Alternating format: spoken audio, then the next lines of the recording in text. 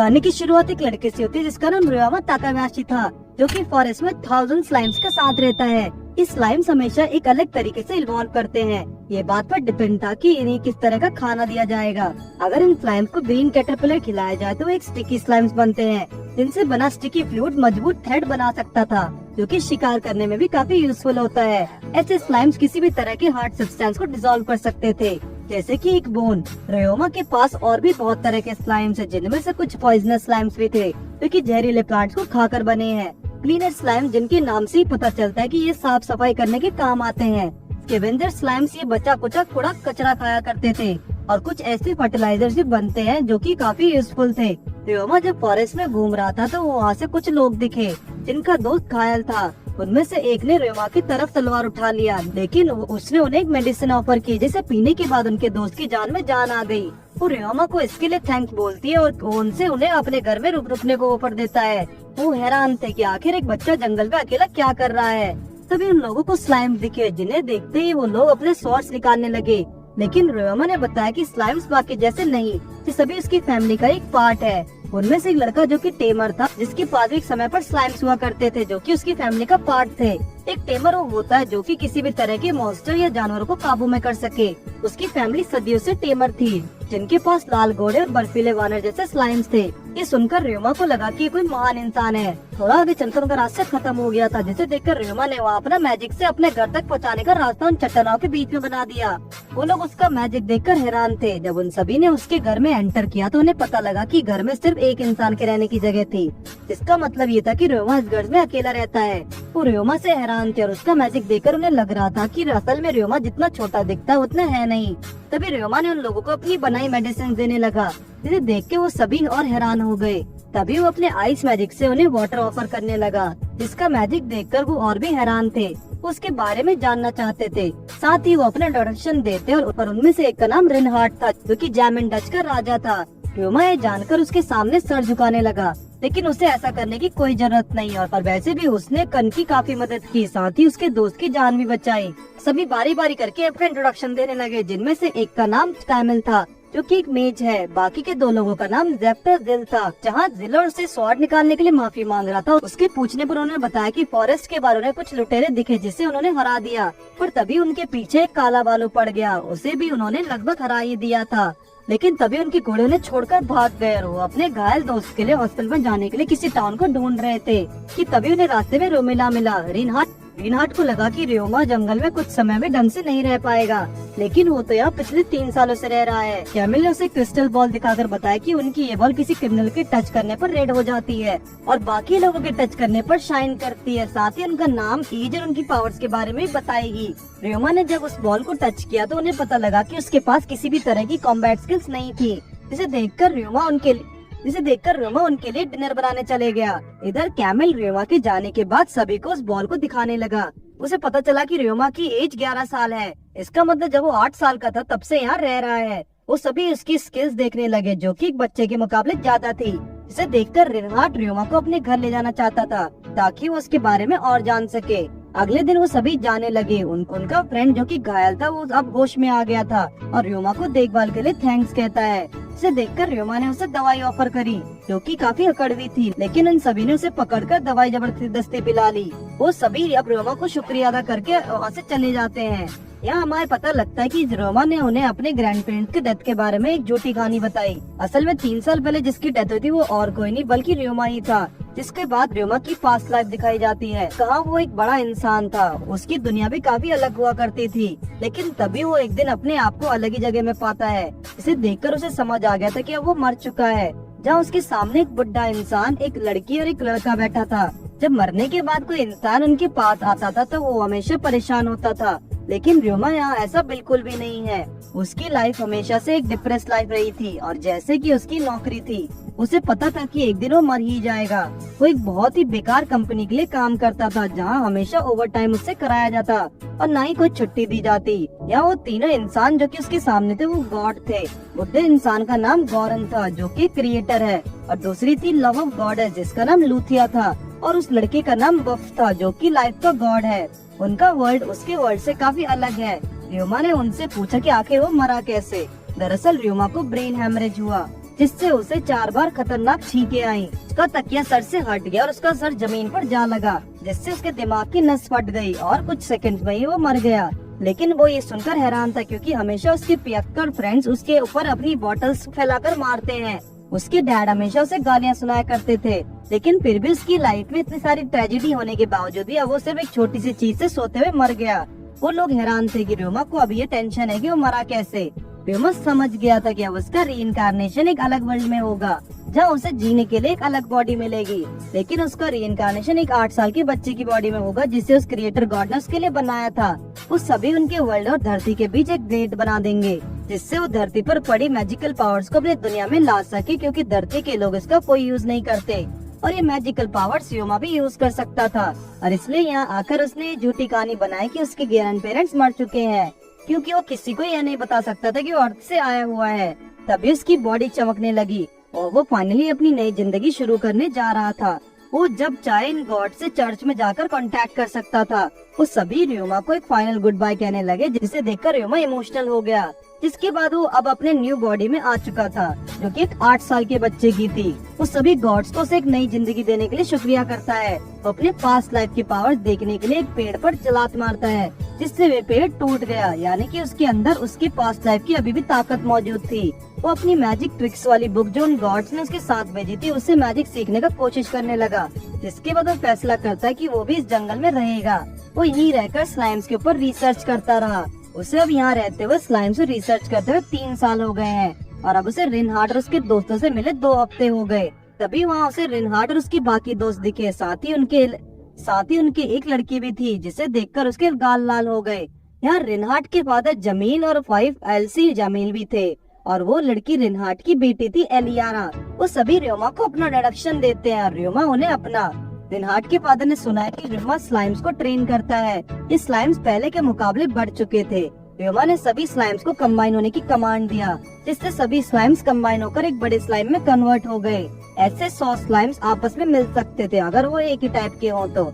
इस तरह से स्पेस की काफी बचत हो जाती है। वो सभी ये देखते हैरान थे। उनके मुताबिक अगर र्योमा स्लाइम्स को इस तरह कंट्रोल कर सकता है तो दुनिया का पहला इंसान था ये करने वाला। उसने समझाया कि ये बस देखने में लग रहा था कि उन स्लाइम्स के पास देखने में कोर है, जिन्हें कंट्रोल करना काफी मुश्किल था। इसलिए एक एक करके ट्रेन करने के बजाय उन्हें सभी को एक साथ मिला दिया। रिनहार्ड की वाइफ अब ये देखकर हैरान थी, क्योंकि र्योमा ने इन सभी को कंट्रोल करके एक बहुत ही बड़ा रहस्य सुलझा दिया था, जो कि काफी सारे टेमर्स नहीं कर पाए। वो चाहती थी कि र्योमा टेमर्स को ज्वाइन कर ले और उनको ये सारी चीजें सिखाए। रिनहार्ड ने उसे एक चीज गिफ्ट किया। उनके यहाँ आने का एक और रीजन था। उनकी फैमिली हमेशा से टेम करती आई है और अब इलियारा को भी टेम करने का टाइम आ चुका था। र्योमा ने उसे एक जगह बताई जहाँ वो एक स्लाइम पकड़ सकती थी, लेकिन फिर भी उसने कुछ तरह के स्लाइम्स के बारे में अपनी बुक्स में पढ़ा था और उसके पास जो स्लाइम थे कुछ अलग ही हैं। र्योमा ने उन स्लाइम्स को इंट्रोड्यूस किया, जिनमें से एक था स्कैवेंजर स्लाइम, दूसरा था क्लीनर स्लाइम, जो कि किसी भी तरह की सफाई कर सकते थे। उसने उन लोगों को एक गंदे कपड़ों को स्लाइम्स के अंदर डालकर उसे साफ करके दिखाया। साथ ही अपना हाथ भी स्लाइम के अंदर डाला और साफ किया। इलियारा ने डिसाइड किया कि अब वो क्लीनर स्लाइम्स को ही ट्रेन करेगी। उसने जब र्योमा से उन स्लाइम्स को ट्रेन करने का तरीका पूछा तो र्योमा उससे भी बताता है कि क्योंकि वो एक लड़की है। तो बाद में उसके फ्रेंड ने उसे जब ये बात पूछा तो उसने बताया कि इसके लिए इलियारा को अपने पीछे का गंदा पसीना कलेक्ट करके स्लाइम्स को खिलाना होगा। इलियारा को भी करना होगा, पर इलियारा इसके लिए भी तैयार थी और वो किसी भी तरह के क्लीनर स्लाइम्स को टेम करेगी। इलियारा नहाने चली गई और अपने पीछे का गंदा पसीना एक बास्केट में कलेक्ट कर लिया। वीडियो स्लाइम्स को ढूंढने निकलते हैं। काफी देर बाद उन्हें क्लीनर स्लाइम्स मिला, जिसे देखकर र्योमा को भी याद आया कि कैसे सालों पहले उसने भी अपना एक पहला स्लाइम पकड़ा था। रिनहार्ड की वाइफ को पूछने पर र्योमा ने बताया कि एक जगह रहने और ना रहने के अपने अपने फायदे हैं। वो सभी एक नई टाउन की ओर जा रहे थे, तो वो र्योमा से भी साथ चलने को पूछने लगे।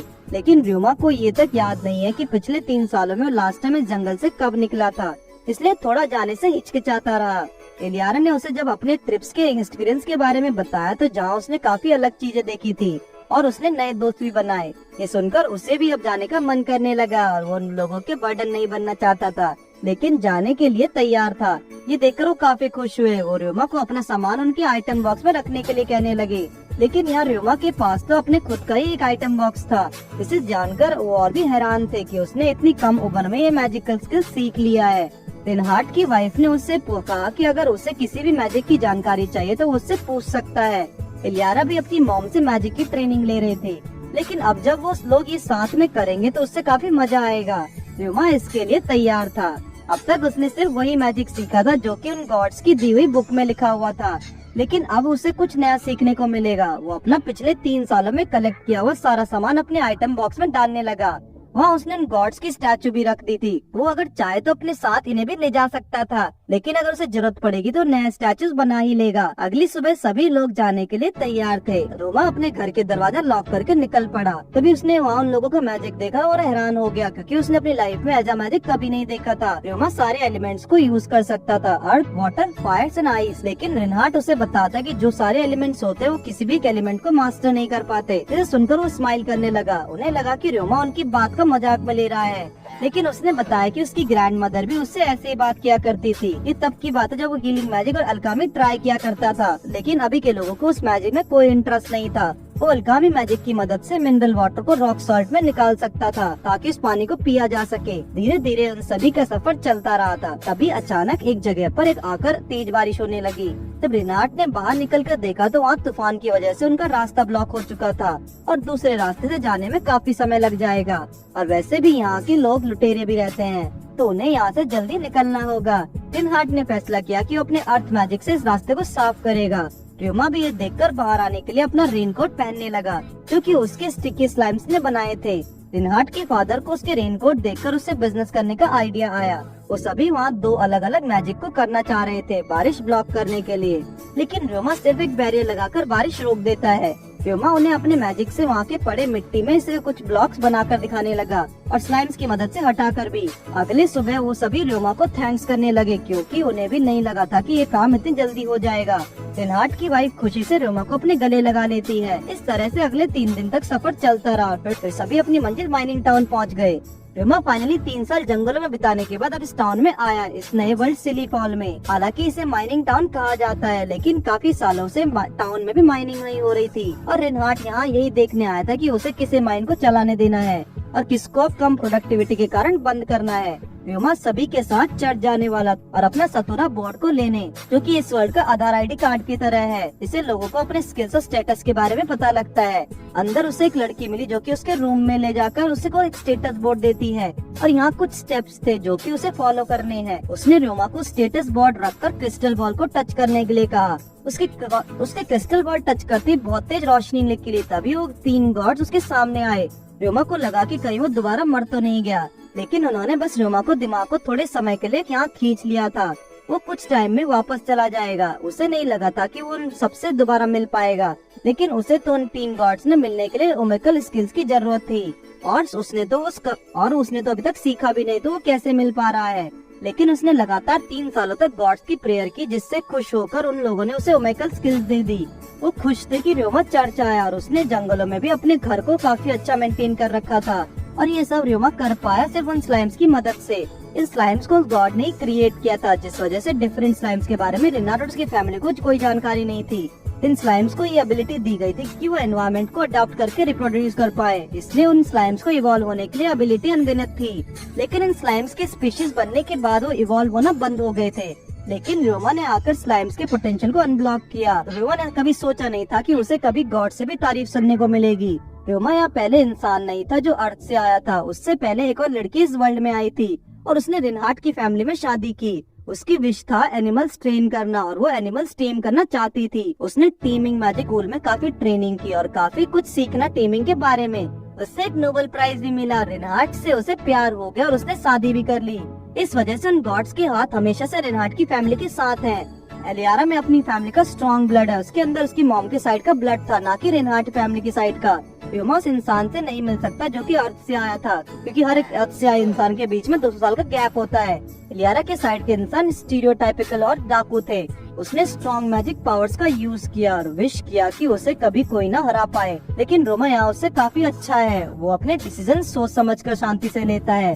लेकिन कुछ गॉड्स थे जो उसे पसंद नहीं करते थे, लेकिन गॉड ऑफ मैजिक और क्राफ्ट्स के गॉड ने उसे देख लिया था और उसको अपनी ब्लेसिंग्स भी दी। इसके बाद र्यूमा गायब होने लगा। गॉड्स ने उन्हें बताया कि अगर वो दोबारा चर्च आए तो वो फिर से उनसे मिल सकता था। उसने उससे वो लड़की उसका स्टेटस बोर्ड देती है और उसका नाम और एज को छोड़कर सारी इन्फॉर्मेशन प्राइवेट थी। सिर्फ वो ही उसे देख सकता था। रोमा अपनी स्टेटस चेक करने लगा और उसे टाइटल मिला था overcame and happy life beloved child of God. इसका मतलब था कि गॉड का भेजा हुआ प्यारा बच्चा। जब वो बाहर आया तो रिनहार्ड के फादर ने उसे अपनी एबिलिटी छुपाने के लिए कहा, क्योंकि उसकी एबिलिटी उसकी एज के हिसाब से ज्यादा थी, इसलिए कुछ लोग उसकी एबिलिटी का फायदा उठा सकते थे। जिसे सुनकर उसने डिसाइड किया कि अपनी मैजिक एबिलिटी का ज्यादा यूज नहीं करेगा। इलियारा के पूछने पर उसने बताया कि उसकी एबिलिटी 1,98,000 है, जो कि काफी ज्यादा थी और ज्यादा मैजिक कर सकता था, लेकिन साथ ही इसके साइड इफेक्ट्स भी थे। नए मैजिक को लर्न करना और मैजिक कंट्रोल करना और अपनी पावर्स कंट्रोल करना काफी मुश्किल हो जाता है। लोगों को काफी ट्रेनिंग करनी पड़ती है इतना मैजिक कंट्रोल करने के लिए। इलियारा यहाँ अपनी मैजिक एबिलिटी रोमा की तरह यूज नहीं कर पाती, जबकि उसकी एबिलिटी 2 लाख थी, रोमा से भी ज्यादा। रोमा सोचने लगा कि जरूर इसे एबिलिटी से डाकू पर्वत से मिली है। इलियारा के पूछने पर उसने बताया कि उसको बस अपने मैजिक को बिल्कुल फ्री छोड़ना होता है, जैसे वो अपने मैजिक के साथ खेल रहा हो। रिनहार्ड और उसकी वाइफ को भी रोमा का ये आइडिया अच्छा लगा। इलियारा ने रोमा से प्रॉमिस कराया कि वो उसे मैजिक सिखाए। इसके बाद वो लोग चर्च से टेमर्स गिल्ड में जाते हैं। ये टेमर्स की सोसाइटी थी जो मॉन्स्टर को कंट्रोल करते थे। रोमा और इलियारा ने जब वहाँ पहुंचकर रजिस्टर किया तो उन्हें पता चला कि अब यहाँ के रूल ऐड हुआ है, जिसके मुताबिक अब जिनके मॉन्स्टर की स्ट्रेंथ ज्यादा होगी उसकी रैंक ज्यादा रहेगी। और रोमा जो कि एक स्लाइम स्पेशलिस्ट था, उसके लिए रैंक बढ़ाना यहाँ मुश्किल था। रोमा का सबसे पहला कॉम्बैट स्किल्स टेस्ट हुआ था, जहाँ उसे सामने रखे बोर्ड्स पर निशाना लगाना था, जो कि उसने काफी इजीली कर लिया। जिसके बाद उसको 50 मूविंग टारगेट पर निशाना लगाना था, वो भी 50 एरोस का यूज करके।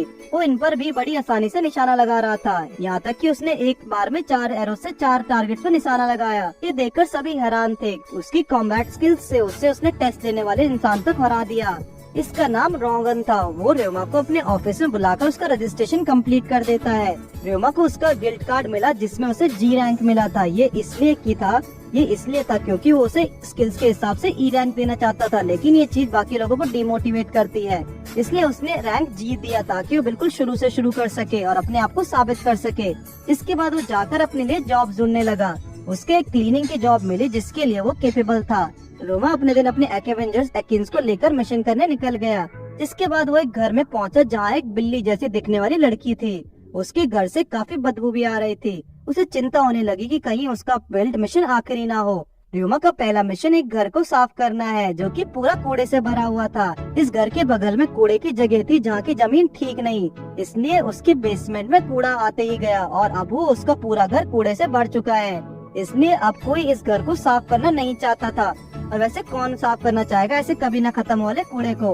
रोमा इस प्रॉब्लम को सॉल्व करने के लिए कूड़े वाले घर में गया। उसने स्कैवेंजर स्लाइम्स को निकालकर वहाँ रखे सारे कूड़े को साफ किया। जिसके बाद वो क्लीनर स्लाइम से उस लड़की के घर को सारा कूड़ा साफ करवा देता है और स्टिकी स्लाइम्स का यूज करके उसने दीवारों को जोड़ना शुरू किया और साथ ही काफी मजबूत भी बना दिया। उसका ये सारा कूड़ा कुछ ही घंटों में साफ हो गया। ये देखकर वो लड़की खुशी से रोने लगी। उसे नहीं लगा था कि इतने छोटे से काम से इतना खुश हो जाएगी। रोमा ने जब जॉब खत्म होने के बाद उसके साइन लिए और उस लड़की ने खुश होकर उसके इनाम की रकम बता दी। वो इससे काफी खुश हो गया। उसे लगा कि अब वो इस शहर में रह सकता है।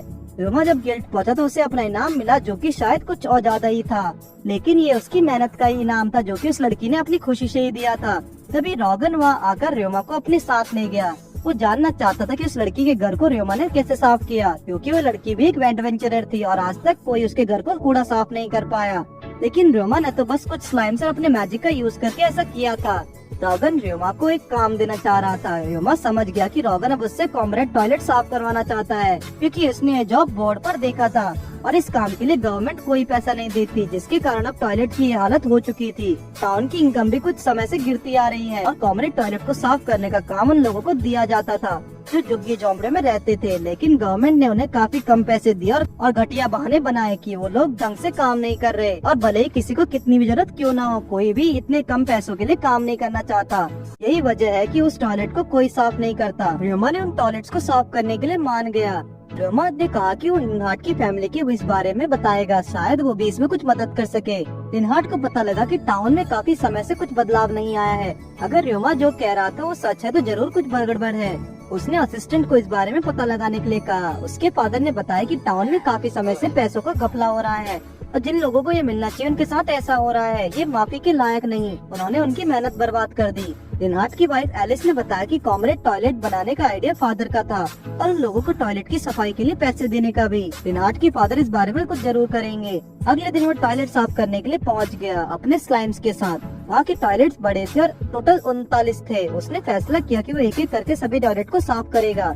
उसने तैयार होकर स्लाइम्स के साथ अंदर जाकर सेवेंजर स्लाइम की मदद से पूरा टॉयलेट क्लीन कर दिया। अब एक टॉयलेट का काम खत्म, सिर्फ 38 ही बचे थे, लेकिन उसके स्लाइम्स बड़े होने लगे थे क्योंकि उन्होंने पिछले 2 दिन में ज्यादा खा लिया था। तभी उसने उन पर मॉन्स्टर प्राइजमैन मैजिक यूज किया, जो कि टीमिंग मैजिक था, जिससे स्लाइम्स के मास्टर को उनके एटीट्यूड्स पता लगने लगे। उसने देखा कि उन स्लाइम्स के पॉइजन सहने की क्षमता बढ़ चुकी थी और साथ ही माइजामा को भी। जिसके बाद वो सीधा रेनहार्ट की फैमिली के पास गए और उन्हें माइजामा के बारे में बताया, जो कि अभी एरिया में लीक नहीं हुआ था। उन लोगों को उसकी बातें समझ नहीं आती। रॉगर ने बताया कि माइजामा एक मैजिक पावर है जो लोगों को मेंटली और फिजिकली हर्ट करता है, लेकिन रोमा को इस काम को करना चाहता था। वो नहीं चाहता था कि उस टॉयलेट के आसपास और कोई इंसान आए, क्योंकि वो भी उससे इफेक्ट हो सकता था। सभी लोग उसे काटने से मना करने लगे, लेकिन किसी न किसी को तो ये काम करना ही होगा। वो अपने स्लाइम्स के साथ मिलकर इस काम को अंजाम देगा। उसने सभी को अपना स्टेटस बोर्ड दिखाया, जहाँ उसका हेल्थ स्टेटस काफी अच्छा था। उसके माइजामे से अफेक्ट होने के चांसेस काफी कम थे और उसके स्लाइम्स उसका ऑर्डर के बिना वैसे भी काम नहीं कर सकते। रेनहार्ट के फादर रोमा को इतना करने के लिए थैंक्स कहने लगे। अगले दिन वो टॉयलेट्स को साफ सफाई करने के लिए वहाँ पहुँच गया और साथ ही रेनहार्ट ने उसके साथ कुछ एडवेंचरर्स को भी भेजा था, ताकि कोई टॉयलेट्स के करीब ना आ सके। रोमा के स्कैवेंजर स्लाइम्स बढ़ के 1000 ही हो चुके थे, जो कि अब साथ मिलकर एक बहुत ही बड़े स्लाइम के रूप में आ गए थे, जिन्हें किंग स्लाइम भी कहा जा सकता है। अब उसकी मदद से रोमा उस टॉयलेट साफ करने लगा। बाहर रेनहार्ट की फैमिली उसके लिए खाना और दवाई लेकर आई थी, जिसे एडवेंचरर्स ने रोमा को दिया, लेकिन उसे अभी भी काफी काम करना था, इसलिए वो कोई ब्रेक नहीं ले सकता। सभी एडवेंचरर उससे काफी इम्प्रेस थे। उसके स्लाइम्स बढ़कर 3000 हो गए थे, जिसके साथ मिलकर वो सफाई करने लगा। तीसरे दिन तक वो सभी टॉयलेट साफ कर चुका था। वो सभी उसकी मेहनत देखकर काफी इम्प्रेस थे। रॉगर ने रोमा को रेस्ट करने के लिए कहा। उसने काफी अच्छा काम किया, जिसे उसके पैसे मिलेंगे। सुबह होने पर रोमा अपनी पिछली जिंदगी को याद करने लगा, जहाँ अब भी वो सुबह शाम तक काम करके आता तो उसकी मॉम उसका स्वागत करती। भले ही वो कितना लेट है, लेकिन उसकी मॉम उसका हमेशा स्वागत करती रहती। लेकिन एक दिन वो मर गई और उसके आंसू तक नहीं गिरे। उसने कभी नहीं सोचा था कि उसके साथ ऐसा हो जाएगा। तभी रोमा ने बाहर गेट खोलकर देखा तो पूरी जमील फैमिली उसके घर में स्वागत करती है। इसे देखकर वो काफी इमोशनल हो गया, क्योंकि ऐसा सिर्फ पहले उसकी मॉम किया करती थी। वो भी उसे देखकर इमोशनल हो गए। उसे जो चाहिए था आज उसे किसी के रूप में मिला है। जिसके बाद सभी लोग उसे गुड नाइट कहकर चले गए। उसकी लाइफ इस वर्ल्ड में काफी अच्छी बीत रही थी और साथ ही इस चीज के लिए वो उन गॉड्स को शुक्रगुजार था। अगले दिन इलियारा खाना बना रही थी। रोमा इस रास्ते के लिए बैठा था और आज का पूरा खाना इलियारा ने बनाया था। वो चाहती थी कि रोमा उसे मैजिक यूज करना सिखाए। उसने आज रोमा से रिक्वेस्ट करने के लिए ही खाना बनाया था। सभी को उसका बनाया खाना काफी पसंद आया। रोमा भी सेवा से उसकी अटैक टाइप मैजिक सीखना चाहता था, जिसके बाद वो सभी मैजिक सीखने आए थे। इलियारा आइस और फायर टाइप मैजिक यूज किया करती थी, जिनके साथ खेलना आसान नहीं था। Roma fire type magic use करके दिखाता है। अब उसने वाटर टाइप मैजिक करके दिखाया, जो कि इलियारा के लिए सीखना काफी आसान होगा। लेकिन जब उसने मैजिक किया तो उसके बबल्स फूट गए और रोमा के अभी भी हवा में थे। तब उसने इलियारा को एक स्टिकी स्लाइम अपने हाथ में फील करने के लिए कहा, जिससे उसने इस बार अपना बलून बना लिया था। इलियारा चाहे तो इस तरह रोमा की जैसा मैजिक भी कर सकती थी, पर बस उसे अभी थोड़ी प्रैक्टिस की जरूरत थी। रोमा ने उन्हें एक वाटर बॉल बनाकर दिखाया, जिससे सब खेलने लगे। इसके अंदर उसने थोड़ा मैजिक डाला था, जिससे ये बॉल हार्ड बन जाए। रोमा फिर उन्हें अपने वाटर मैजिक से वाटर की शेप्स बदल कर दिखाता है। सब ये देखकर खुश हो गए थे। इलियारा भी इस मैजिक का प्रैक्टिस करने लगी। तभी वहाँ कैमिल आता है और अब वो रोमा को अटैक मैजिक सिखाएगा। कैमिल ने उसको ये मैजिक करके दिखाया, लेकिन रोमा पहली बार में कैमिल से अच्छा करता है। इसके बाद वो उसे कुछ और मैजिक सिखाने लगा। Water shot, wind hammer, rocket bullet, ice arrow, stern arrow, ये सारे मैजिक सिखाने लगा। और कुछ डिफेंस मैजिक जैसे कि fire ball, water ball, wind shield, ice shield, ये सारे मैजिक रोमा सीख गया। और अब कैमिल के पास उसे सिखाने के लिए और कोई मैजिक नहीं बचा। लेकिन सेबास ने कहा कि वो उसको कुछ स्पेस मैजिक दिखाना चाहता है और कुछ स्पेस मैजिक रोमा को भी आते थे, जिनमें से एक था उसका टेलीपोर्टेशन मैजिक, जिससे वो काफी तेजी में कर सकता था। और जब उसके बाद एक सॉलिड इमेज थे, वो कहीं भी जा सकता था। जिसके बाद रोमा सेबास की बताई जगह पर टेलीपोर्ट कर गया। उसने इस मैजिक को काफी अच्छे तरह से सीख लिया, इसलिए वो डायमेंशन होम मैजिक सीखेगा। ये एक ऐसा मैजिक था जिसके अंदर डायमेंशन बनाकर कभी भी कितना भी सामान डाल सकते थे। अगर रोमा ने इसे सीख लेता है तो वो अपने स्लाइम्स आसानी से इमेज डाल सकता है। और काफी देर तक मेहनत करने के बाद आखिरकार उसने मैजिक सीख ही लिया। सेबास ने भी उसे इसके लिए कांग्रेट्स कहा। अब वो अपने स्लाइम्स को आसानी से डायमेंशन होम में डाल सकता था। उसे पता ही नहीं चला कि कब शाम हो गई, अब अंधेरा भी होने वाला था। और अगर असल में इंसान किसी भी चीज पूरा ध्यान लगाता था तब उसके टाइम को पता नहीं लगता। अगले दिन ये सभी एक माइन में जा रहे थे और इनका गोल था इलियारा की कॉम्बैट स्किल्स सीखना। एक नॉबल फैमिली मेंबर को हर चीज में बढ़िया होना पड़ता है, जैसे कि कॉम्बैट ट्रेनिंग, पढ़ाई और अभी बहुत सारी चीजें, और एलियारा भी ये सब सीख रही थी। सभी लोग माइन के पास पहुंचते हैं और रियोमा ने अपने स्लाइम्स निकाले। रिनाट का ग्रुप अलग माइन के लिए निकला और रियोमा का ग्रुप एक अलग माइन में। रिनाट का ग्रुप दूसरे माइन में ये पता करने गया था कि वहाँ मॉन्स्टर कितने हैं और क्या इसकी जॉब एडवेंचर को देनी चाहिए नहीं। कैमिल ने बताया कि रिनाट, उसके फादर और एलिस बहुत ही स्ट्रॉन्ग है, तो उनकी चिंता करने की कोई जरूरत नहीं। आगे चलकर उनको एक मेंडिस दिखा। ये कोई खतरनाक नहीं थे, मगर अगर यहाँ एक है तो यहाँ बहुत मेंडिस होंगे। एलियाना के पास एक काफी अच्छा मौका था अपना मैजिक दिखाने का। उसने अपना आइस अटैक किया, लेकिन उसका निशाना चूक गया। ये देखकर सभी अपनी स्वॉर्ड निकालने लगे। तभी उसने एक बार फिर से अटैक किया और इस बार उसका अटैक लग गया। एलियाना की मैजिक एक्टिवेशन टेक्निक कमाल की थी, लेकिन उसे अपने मैजिक निशानेबाज पर ध्यान देना होगा। रियोमा की स्लाइम से मेंडिस को खाने लगेगी, तभी सामने से और भी बहुत सारे मेंडिस आ गए।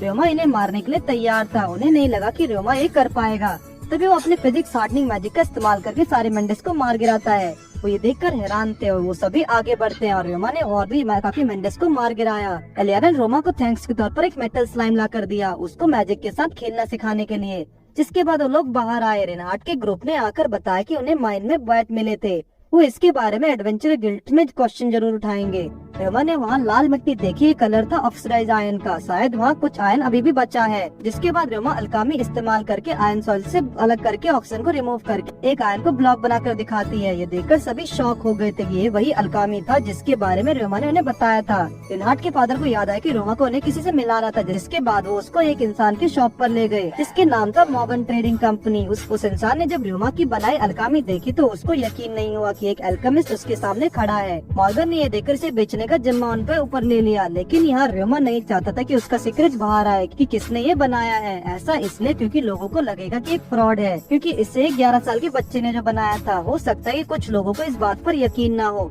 और जिनको यकीन होगा उनमें से कुछ रियोमा को किडनैप करने की कोशिश भी करेंगे, इसलिए उसका नाम बाहर ना आ जाए तो सही रहेगा। रिनाट ने इस चीज का पूरा क्रेडिट रियोमा को दिया, जिससे वो भी इमोशनल हो गया था और सभी को थैंक्स कहा। यहाँ इतने सारे लोग थे जिन्हें उनकी परवाह थी। दूसरी तरफ जो लोग कॉमरेड टॉयलेट में गपा कर रहे थे उन्हें पकड़ लिया गया था और अब वो एडवेंचरर्स का मिशन मॉन्स्टर को मारना था। माइन के अंदर सभी एक टीम की तरह काम करेंगे और इस तरह रोमा को उसका दूसरा मिशन मिला। अगले दिन रोमा बताता कि मेटल स्लाइम्स फिजिकल अटैक झेल सकते थे, तो वो ये देखना चाहता है कि ये स्लाइम्स बाकी चीजों पर कैसे रिएक्ट करेगा। वो इसे किसी तरह का चोट नहीं पहुंचाना चाहता। जिसके बाद उसने उसके सामने पॉइजन स्लाइम का सैंपल रखा, फिर स्टिकी स्लाइम का रखा और आखिर में उसने एसिड स्लाइम का सैंपल रखा, जिससे मेटल स्लाइम काफी डरने लगा। इसका मतलब ये था कि मेटल स्लाइम एसिड से डरते हैं, जो कि एक नॉर्मल बात थी क्योंकि एसिड से मेटल मेल्ट हो जाता है। उसके लिए बस इतना एक्सपेरिमेंट काफी था। जब उसने स्लाइम को पकड़ा तो उसने अपनी बॉडी एक क्ले में बदल ली। बाहर गिल्ड के बाकी के एडवेंचरर्स उसे मिशन पर जाने के लिए बुला रहे थे। रियोमा ने ये देखकर मेटल स्लाइम को अपना डायमेंशन होम मैजिक इस्तेमाल करके उसके अंदर डाल दिया। एलिरा ने उसे गुड लक कहा और सभी एडवेंचरर्स के साथ रियोमा मिशन पर निकल गया। माइन के पास पहुंचने पर मॉर्गन ने बताया कि इस माइन में मेंडिस रैट्स और कुछ छोटे रैट्स हैं। ये ज्यादा स्ट्रॉन्ग मॉन्स्टर्स तो नहीं, लेकिन इनकी संख्या काफी ज्यादा तो है, उन्हें संभाल के रखना होगा। जिसके बाद सभी माइन के अंदर पहुंचे। यहाँ उन्हें पता चला कि उस टॉयलेट वाले मिशन के बाद रियोमा को एफ रैंक में प्रमोट कर दिया गया है। अगर वो इसी तरह काम करता रहा तो जल्दी उसको इरियंट में प्रमोट कर दिया जाएगा। आगे चल के दो रास्ते आए। यहाँ वो लोग दो ग्रुप्स में बंटकर अलग अलग रास्ते से जाने लगे। मिया के वहाँ पहुँचने पर रियोमा ने बताया कि उसके पास काफी सारे स्लाइम्स हैं। Sticky slime 728, 323 poison slime, 211 acid slimes, 3023 scavenger slimes, 11 clean slimes, 2 healing slimes और 1 मेटल स्लाइम। टोटल हुए 4310 स्लाइम्स। उसके पास कुछ ज्यादा ही स्लाइम्स थे। सभी इम्प्रेस थे कि रोमा इतने सारे स्लाइम्स कंट्रोल कर रहा था। रियोमा बो अटैक का इस्तेमाल करता था, लेकिन वो चाकू या बिना हथियारों के भी लड़ सकता है और साथ ही मैजिक अटैक का इस्तेमाल भी कर सकता है। वो जानना चाहते थे कि क्या रोमा उड़ने वाले मॉन्स्टर को हरा सकता है, क्योंकि इन सभी में वो सिर्फ अकेला ही था जो कि मैजिक अटैक इस्तेमाल कर सकता था। मिया भी थोड़े अटैक्स इस्तेमाल कर सकती थी, लेकिन बीस्ट किंग्स के पास इतने पावर्स नहीं होते। क्यों सेलेना भी यहाँ बस हीलिंग पर्दे का इस्तेमाल कर सकती थी। तभी कुछ मेंडिस के सामने आने पर सभी उसको मार गिराते हैं। आगे चल के उन लोगों को काफी सारे बैट दिखाई दिए। इन्हें मारना कोई बड़ी बात तो नहीं, लेकिन ये सभी को एक साथ मारना चाहते थे। रियोमा ने बताया कि उसके पास एक तरीका है सभी बैट्स को एक साथ मारने का। उसके पास एक मैजिक था जिसका नाम साउंड बॉम्ब है। उन लोगों ने इस मैजिक के बारे में कभी नहीं सुना था। रियोमा आगे आकर एक साउंड बैरियर क्रिएट करके इस्तेमाल करता है अपना साउंड मैजिक। अंदर जाकर जब उन लोगों ने देखा तो अंदर सारे बैट्स मरे पड़े थे। ये देखकर सभी उसकी तारीफ करने लगे। उसने अपने स्लाइम्स बाहर निकाले जो कि उन बैट्स को खाने लगे। उसके बाद सभी बाहर रेस्ट के लिए पहुंचते हैं, जहाँ मॉर्गन ने उन्हें बताया कि अंदर कुछ गॉब्लिन्स का ग्रुप भी मिला। जो लोगों पर अटैक कर रहा था, और जो इन्फॉर्मेशन उन्हें दी गई थी इस हिसाब से अंदर 500 गॉब्लिन्स थे। उन लोगों को वो सारे गॉब्लिन्स को मारना होगा। अंदर गॉब्लिन्स का एक पूरा विलेज है, तो ये सभी लोग उनके पूरे विलेज को रास्ते को ब्लॉक कर देते हैं ताकि वो सारे गॉब्लिन्स मार सकें। उन्हें देखकर गॉब्लिन्स उनका पीछा करने लगे। तभी आगे चल के वो गॉब्लिन्स एसिड स्लाइम का एसिड में गिराकर मारने लगे, और जिन गॉब्लिन्स ने उन्हें पार कर लिया उन्हें रोमा ने मैजिक अटैक्स और एरो से मारने लगा, जिसमें पॉइजन स्लाइम्स का पॉइजन था। ये सभी गॉब्लिन्स को मारने लगे, लेकिन यहाँ लगभग 1000 गॉब्लिन्स थे और अब उनके पास गॉब्लिन्स को मारते मारते तीर भी खत्म हो रहे थे, और जो लोग इंजर्ड थे उन्हें हीलिंग स्लाइम्स हील कर रहे थे। साथ ही अब गॉब्लिन्स बढ़ते ही जा रहे हैं और मॉर्गन अब बाकी लोग अब टेंशन में आ चुके थे। तभी रोमा ने उन्हें कहा कि अब वो अपना साउंड बॉम्ब मैजिक इस्तेमाल करने वाला है, तो सभी लोग वहाँ से हट जाएं। वो अपने सारे स्लाइम्स इकट्ठा करता मैजिक अटैक को करने के लिए लगता है। अब टाइम आ चुका था उन्होंने जो ट्रेनिंग की उसको दिखाने का। सभी स्लाइम्स और रोमा मिलकर उनको अटैक करते हैं। साथ ही बाकी स्लाइम दूसरे एडवेंचरर्स को एरो बचाने का काम कर रहे थे। सभी लोगों ने एक साथ मिलकर उन गॉब्लिन्स को मार दिया। ये टोटल करीब 2000 से भी ज्यादा थे, तो इसलिए एडवेंचरर्स को ज्यादा इनाम मिलना चाहिए। तभी वहाँ एक आवाज आने लगी और एक बड़ा सा गॉब्लिन बाहर निकलने लगा। रोमा ने देखकर अपने स्लाइम को आवाज मारता है। उसके सारे स्लाइम्स ने उस गॉब्लिन्स पर अटैक किया। अगले सीन में हम देखते कि सभी गॉब्लिन्स मर चुके थे और रोमा अपने स्लाइम्स की मदद से सभी एडवेंचरर को साफ कर रहा था। उसके इस तरह के स्लाइम्स को किसी ने भी आज तक पहले से नहीं देखा। रोमा को तो कपड़े धोने का बिजनेस कर लेना चाहिए, अच्छी कमाई होगी उसकी। बाहर आने पर सभी ने देखा कि ये स्लाइम्स हाई लेवल पर हीलिंग मैजिक इस्तेमाल कर रहे थे, जो कि कमाल की बात थी क्योंकि उसके स्लाइम्स अब इवॉल्व हो रहे थे। सभी गांव वाले रोमा को शुक्रिया करने लगे गॉब्लिन्स को मारने के लिए। बाकी एडवेंचरर्स कहने लगे चाहे बच्चा ही क्यों ना हो, काफी ताकतवर है। मॉर्गन ने सभी को रेस्ट करने के लिए कहा और उनके इनाम के पैसे उन्हें जल्दी मिलेंगे। और सभी ये देख के हैरान कि रोमा इतने सारे मॉन्स्टर स्लाइम्स को कंट्रोल कर रहा था। टेमर्स गिल्ड में उसका अच्छा खासा नाम होना चाहिए, लेकिन रोमा ने यहाँ पे अभी ही रजिस्टर किया है। इस वजह से टेमर्स गिल्ड के पास उसका कोई रिकॉर्ड नहीं। और वैसे भी यहाँ रैंक बढ़ाने के लिए मॉन्स्टर कंट्रोल आना चाहिए। इस तरह से वो सभी रोमा की पावर्स देख रहे हैं और बाकी लोग भी ये देख पाते। रोमा मन ही मन सोचने लगा कि उसकी लाइफ में कितनी अच्छी बीत रही है। वो यहाँ जिस भी इंसान से मिला सभी ने उसे इतना अच्छा बर्ताव किया। उसकी पूरी लाइफ अर्थ वाली लाइफ से बिल्कुल ही अपोजिट थी। शायद वो यहाँ के लोग और लाइफ के ऊपर काफी निर्भर हो रहा है। तभी मिया ने उसे कपड़े धोने का बिजनेस के बारे में फिर से कहा। रोमा भी ये सुनकर एक पल के लिए सोचने लगा। घर आकर वो सभी को बताने लगा कि उसने और उसकी पूरी टीम ने 2000 से भी ज्यादा गॉब्लिन्स को मारा। रोमा अब सेल्फ इंडिपेंडेंट होकर सब कुछ अब खुद करना चाहता था। वो नहीं चाहता था कि वो रेनहार्ड और उसकी फैमिली पर निर्भर हो और उन लोगों से अलग होना चाह रहा है, क्योंकि उसे लग रहा है कि वो रेनहार्ड की फैमिली के ऐसे देखभाल की वजह से बिगड़ रहा है। इसलिए वो अब अकेले रहकर अलग जीना चाहता है। बाहर उसके दोस्त खड़े होकर उसकी बातें सुन रहे थे और वो कोई हमेशा के लिए अलग नहीं होगा। वो उनसे काफी प्यार करता है और अभी खुद की कैपेबिलिटीज पर निर्भर होना चाहता है। एलिस ने रोमा को जाने की इजाजत दे दी। वो इसे टोकना नहीं चाहती क्योंकि अब वो बड़ा हो रहा था और वो अपनी लाइफ का डिसीजन खुद ले सकता था। एलियारा भी कुछ समय बाद रोमा के पास जा सकती थी। रोमा अभी ग्रो करना चाहता है, इसलिए उसे रोक नहीं सकते। हालांकि रेनहार्ड और बाकी को पता चलता है कि एक दिन ऐसा जरूर आएगा जब रोमा भी अकेला रहना चाहेगा। रेनहार्ड के डैड ने कहा कि रोमा सच में एक टैलेंटेड बच्चा है। सबने उससे कहा कि रोमा ने इस टाउन में आते ही गिल्ड में एडमिशन के लिए और काफी अच्छे से काम किया, और तो उन्हें ऐसा लग रहा था कि कुछ समय में तुम भी इंडिपेंडेंट रहना चाहोगे। सभी को पता था कि ऐसा कुछ होने वाला है, सिर्फ इलियारा को छोड़कर। उन्हें ये तो पता था कि एक दिन रोमा भी उनसे अलग होकर रहने की बात करेगा, लेकिन उन्हें नहीं लगा था कि इतनी जल्दी वो दिन आ जाएगा। वो लोग उसको जाने से नहीं रोकेंगे, वो जा सकता था, लेकिन यहाँ कुछ शर्तें थी जो कि उसे माननी पड़ेंगी। पहली, उसे हमेशा लेटर्स भेजने होंगे। दूसरी, उसे कभी कभार उन सभी से मिलने आना होगा। और तीसरी, कभी वो मदद मांगने से पीछे नहीं हटेगा जब भी उसे जरूरत होगी किसी चीज की।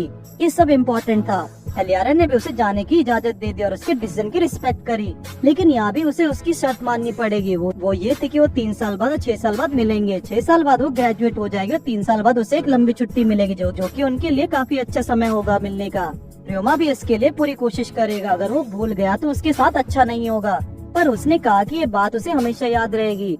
एलिस ने कहा कि जब तक रोमा इस टाउन में है उसे उसके साथ रहना होगा, लेकिन वो ये नहीं कर सकता था। पर यहाँ पर ये उसका डिसीजन नहीं और बाकी फैमिली मेंबर्स को भी इससे कोई तकलीफ नहीं।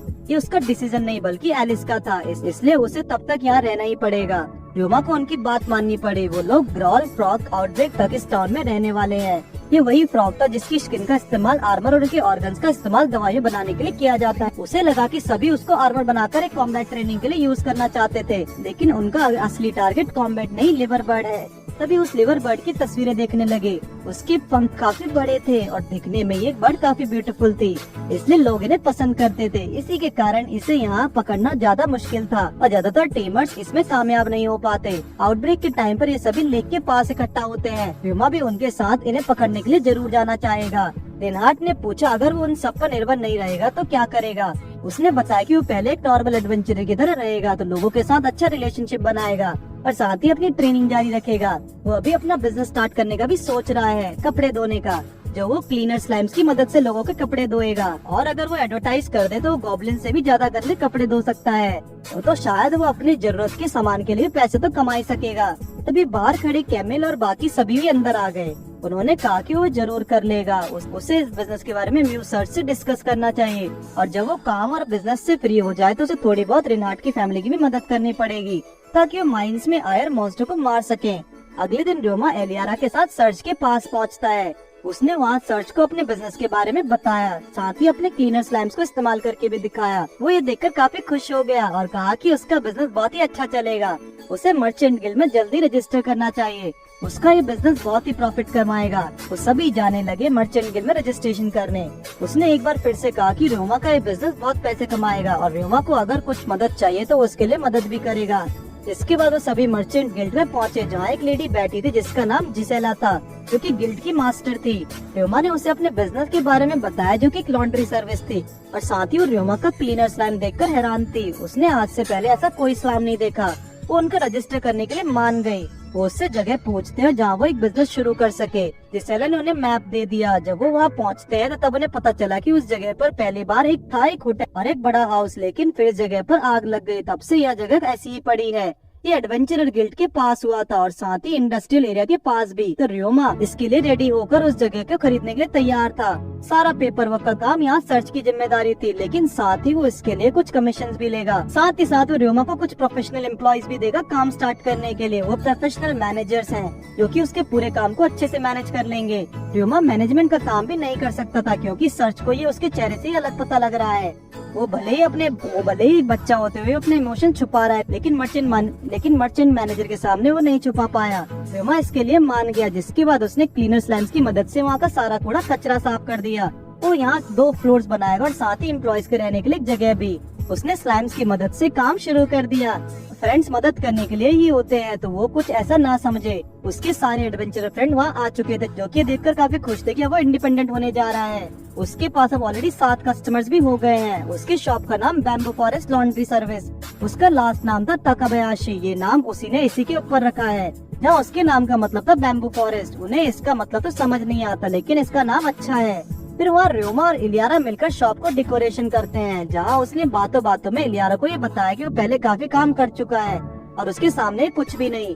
लेकिन वो इलियारा को ये नहीं बता सकता कि उसका रीइंकार्नेशन हुआ है और वो पहले अर्थ पे रहता था। तो उसने अपनी बात को पलट दिया और उससे कहा कि वो पहले कुछ डॉल्स बनाने का काम किया करता था।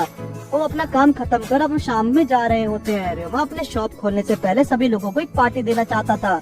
उसे ऑफिशियली ओपन करने से पहले जहाँ वो खाने पीने का काफी सारा सामान रखेगा, ताकि लोगों को उसकी दुकान के बारे में पता चले। रास्ते में वहाँ चर्च दिखा। अंदर जाकर वो गॉड से मिला, लेकिन वहाँ सिर्फ गुफू था। बाकी के 2 गॉड उसके वर्ल्ड में मजे कर रहे थे और कुछ दिन पहले गुफू भी वहीं से घूम कर आया है।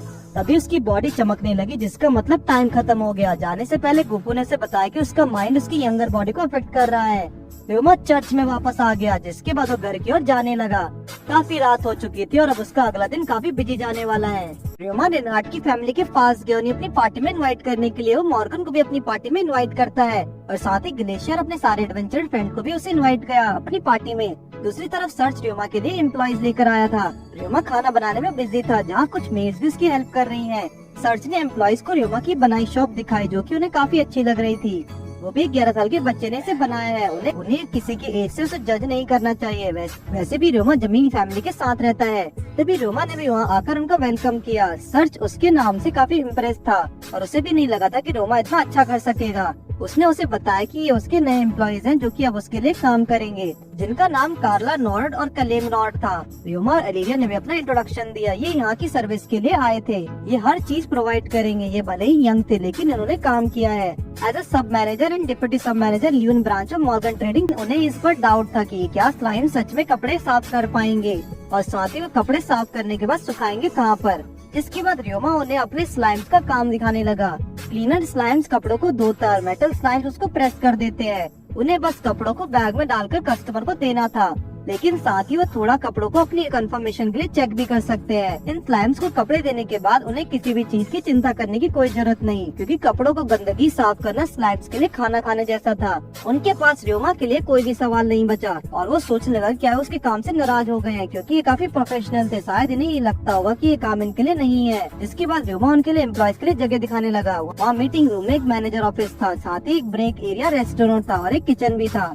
जिसके बाद र्योमा उन्हें उनके लिए एक रहने की जगह दिखाता है, जहाँ उनके लिए सब कुछ मौजूद था। तभी वहाँ उसके कुछ एडवेंचरर फ्रेंड भी आ गए पार्टी के लिए। उसे काफी काम था तो उसने उन दोनों से हेल्प मांगी। जिसके बाद दिखाया जाता है कि सभी लोग पार्टी में खा पी कर पार्टी अच्छे से एंजॉय कर रहे थे। र्योमा सभी के सामने अपना स्पीच देने लगा, लेकिन साथ ही वो थोड़ा शर्मा रहा था। उसे अपनी पिछली जिंदगी याद आ रही थी, जहाँ भी वो स्पीच दिया करता था, लेकिन कोई भी उसकी बातों पर ध्यान नहीं देता। उसने सभी को इस पार्टी में आने के लिए और उसका साथ देने के लिए शुक्रिया करा। उसने सभी को थैंक्स कहने के लिए ये सब बनाया था। रेनाल्ड की फैमिली ने भी ड्रिंक पीते हुए उसको कांग्रेट्स कहा। दूसरी तरफ मॉर्गन गिसिला की बातों का बुराई कर रहा था, लेकिन गिलिसिया को भी उसकी बुराई करने लगी, तो मॉर्गन ने उसे रोक लिया। उन्हें भी लग रहा था कि र्योमा का बिजनेस अच्छा चलेगा। गिलिसिया ने र्योमा को कुछ टिप्स तो नहीं दी, लेकिन अगर वो एडवाइस देने आएगा तो मना नहीं करेगी। इसके बाद र्योमा रेनहार्ड की फैमिली से खाने के बारे में पूछने लगा, लेकिन र्योमा को ये जानकर हैरानी हुई, क्योंकि उसने तो ऐसा कुछ सर्व भी नहीं किया जो वो लोग नॉर्मली खाते थे। पर रेनहार्ड को देखकर उसे समझ आया कि महंगा खाना हर बार अच्छा नहीं होता। इधर जैप और मिया पेट भरकर खाना खाकर पड़े थे, लेकिन जैसे ही डेजर्ट आया वो फिर से खाने पर कूद पड़े। र्योमा ने कादिल और कैरल को मदद करने कहा और कल उसकी शॉप ओपनिंग का फर्स्ट डे है, तो वो चाहता है कि वो लोग उसके साथ उसकी मदद करने के लिए वो प्रेजेंट हो। लेकिन अगर उन्हें दिक्कत हुई तो कोई बात नहीं। उन लोगों ने इस जॉब के बारे में काफी सोचा और वो र्योमा के साथ काम करने के लिए तैयार थे, जो कि काफी खुशी की बात थी।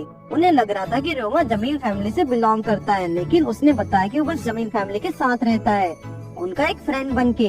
वो उस फैमिली से नहीं है। सर्च को ये कंफ्यूजन पहले दूर करना चाहिए था, उन्हें अच्छे से र्योमा के बारे में बताकर। वो बस एक एडवेंचरर था, तो इसलिए वो चाहता था कि वो लोग उसके साथ नॉर्मली बिहेव करें। अब अगले दिन उसकी शॉप ओपन हो गई थी और साथ ही अब एलियारा भी जा चुकी थी, जिसके बाद वो पहुंचा एडवेंचरर गिल्ड में, जहाँ उसे पता लगा कि सभी लोग वहाँ उसकी शॉप के बारे में पहले से जानते थे, क्योंकि वहाँ उसके एडवेंचरर फ्रेंड ने एक बोर्ड लगा दिया था कि र्योमा की शॉप खुल चुकी है। साथ ही वो पूरे शहर में एडवर्टाइज करने भी गए थे। जिसके बाद वो हर्ब्स कलेक्शन को जॉब ले लेता है, जिसके बाद माइन की पेट्रोलिंग का काम करते करते हर्ब्स इकट्ठा करके अपना इनाम लेकर अपनी शॉप में वापस पहुँचता है। तो वहाँ कस्टमर्स की भीड़ लगी थी, जिसे देखकर र्योमा भी खुद हैरान था। वो अंदर उनकी मदद करने के लिए चला गया। साथ ही स्लाइम से अपना काम कर रहे थे। सभी लोग अपने कपड़े जल्दी साफ पाकर बहुत खुश थे। उन लोगों ने भी आज काफी अच्छा काम किया। उसने कभी एक्सपेक्ट नहीं किया था कि पहले ही दिन इतने कस्टमर्स आएंगे। शायद उसको थोड़े और एम्प्लॉयज रख लेने चाहिए मदद के लिए। इसके लिए उसको मर्चेंट गिल्ड में बात करनी होगी। र्योमा गिसिला के पास जाकर उसे सोने कंडीशन के बारे में बताता है। वो समझ गई थी कि र्योमा यहाँ एम्प्लॉयज लेने आया है और उसका बिजनेस काफी सही चल रहा है। गिलिसिया ने उसे और एम्प्लॉयज देने के लिए हाँ कर दी। रेनहार्ड की फैमिली भी काफी खुश थी ये जानकर कि र्योमा का बिजनेस अच्छा चल रहा है। र्योमा को टाउन गार्ड्स के हेडक्वार्टर जाना चाहिए, वहाँ कपड़े भी बहुत महंगे हैं उसको धोने के लिए।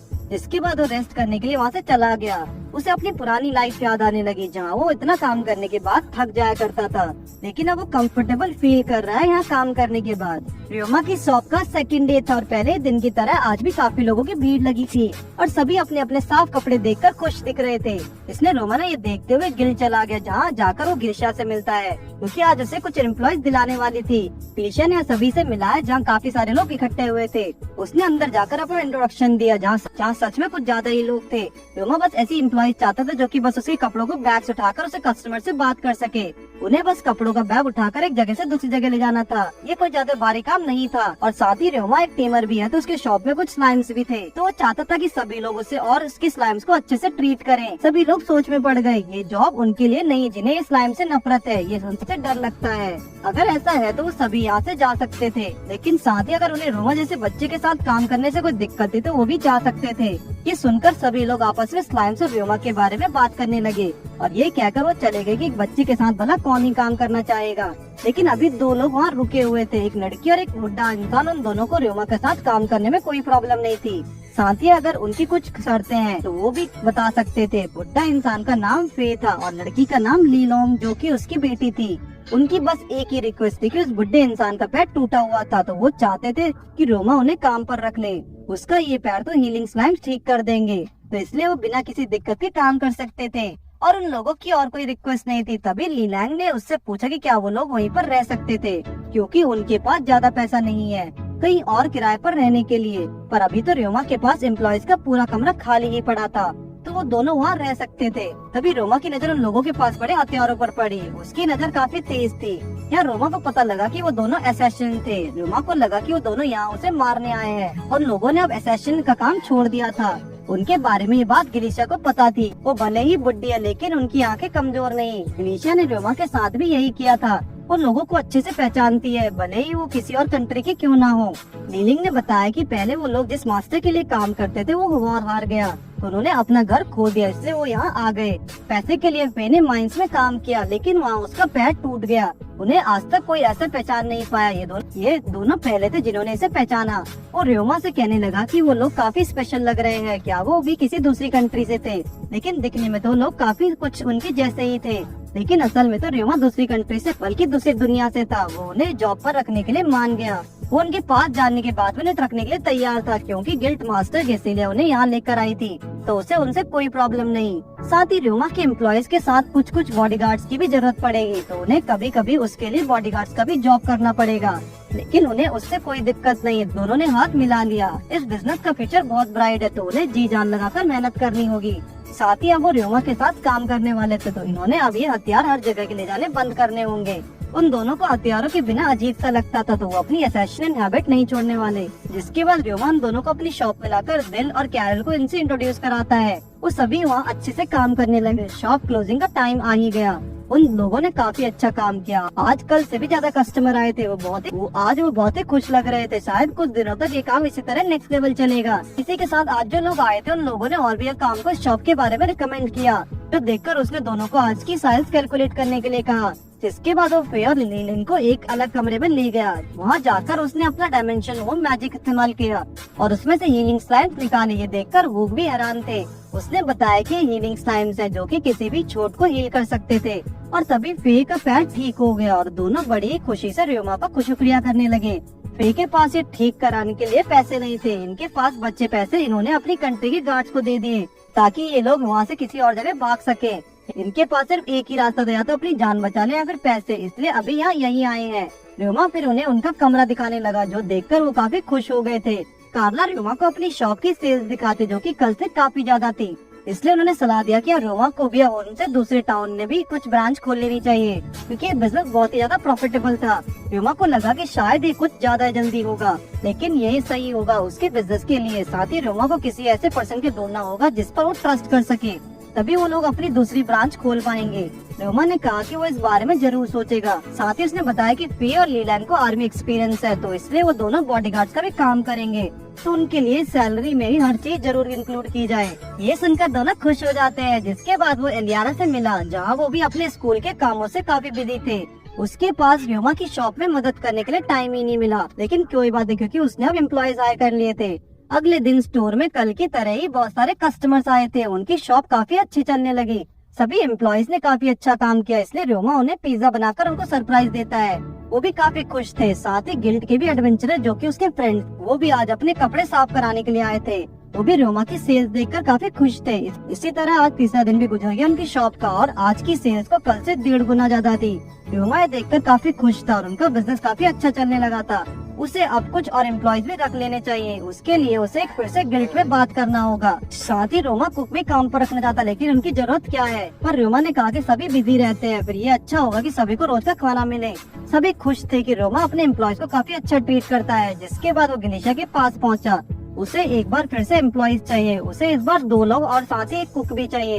ये काफी इंटरेस्टिंग था, क्योंकि आमतौर पर वर्कर्स ही खाना बनाया करते हैं, लेकिन उसे एक प्रोफेशनल चाहिए जो उनके लिए अच्छा खाना बना सके। साथ ही गणेशा इसका भी ध्यान रखे कि वो यहाँ उन्हीं लोगों को ले जाए जिनको रोमा के स्लाइम्स के साथ काम करने में कोई प्रॉब्लम ना हो। अगले दिन गणेशा ने रोमा को एम्प्लॉय से मिलाया, जिसका नाम था फीना। मारिया और जेन ये तीनों एक ही विलेज से आए थे। वहाँ एक और लड़की थी सेल्मा, ये कुक थी। इन लोगों को र्योमा के साथ काम करने में कोई दिक्कत नहीं है, बस र्योमा को ही नहीं हाँ कहना था। र्योमा ने खुशी से सभी को हाँ कर दिया। उसका बिजनेस काफी अच्छा चल रहा था, तो ग्लेशिया ने उसे दूसरे टाउन में अपने ब्रांचेस खोलने के लिए कहने लगी। र्योमा को लगा कि काफी जल्दी होगा, लेकिन ग्लेशिया चाहे तो आज ही शुरू कर सकती थी। इसके बाद दिखाया जाता है कि र्योमा की शॉप काफी अच्छी चल रही थी। सेल्मा भी लाजवाब खाना बनाती थी। 8 एम्प्लॉइज रखने की वजह से उसके पास अब काफी सारा खाली टाइम बच गया, तो उसने सोचे कि शायद अब उसे गिल्ड में जाकर उसको जॉब ले लेनी चाहिए। रिनहार्ड की फैमिली दूर से उसे देख रही थी। उन्हें पता था कि र्योमा एक कर लेगा, लेकिन वो इतना अच्छा कर लेगा उन्हें नहीं सोचा था। उसके लिए इस टाउन में रहना ही ज्यादा सही रहेगा।